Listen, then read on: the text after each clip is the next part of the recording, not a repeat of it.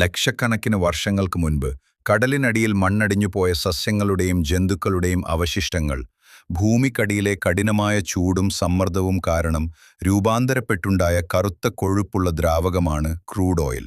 ഇതിനെ നാം ഫോസിൽ ഇന്ധനം അല്ലെങ്കിൽ കറുത്ത സ്വർണം എന്ന് വിളിക്കുന്നു.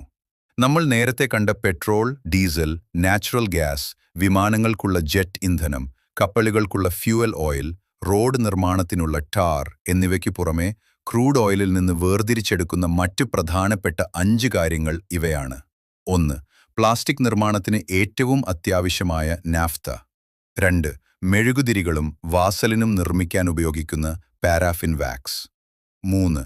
ലൂബ്രിക്കന്റുകൾ നിർമ്മിക്കാനുള്ള അടിസ്ഥാന ഘടകമായ solvent neutral oil, base oil.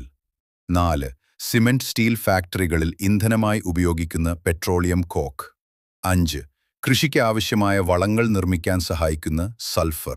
എന്നാൽ ഇവയിൽ മാത്രം ഒതുങ്ങുന്നതല്ല ക്രൂഡ് ഓയിലിന്റെ അത്ഭുതങ്ങൾ. നമ്മൾ നിത്യവും ഉപയോഗിക്കുന്ന പല വസ്തുക്കളും ഇതിന്റെ ഉപോൽപ്പന്നങ്ങളാണ്.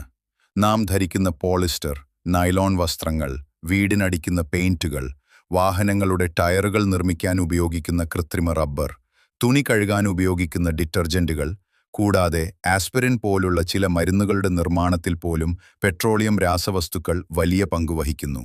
ചുരുക്കത്തിൽ, രാവിലെ എഴുന്നേൽക്കുമ്പോൾ ഉപയോഗിക്കുന്ന ടൂത്ത് ബ്രഷ് മുതൽ രാത്രി ഉപയോഗിക്കുന്ന പുതപ്പ് വരെ ഈ അത്ഭുത ദ്രാവകത്തിന്റെ സാന്നിധ്യമില്ലാതെ നമുക്ക് സങ്കൽപ്പിക്കാൻ കഴിയില്ല.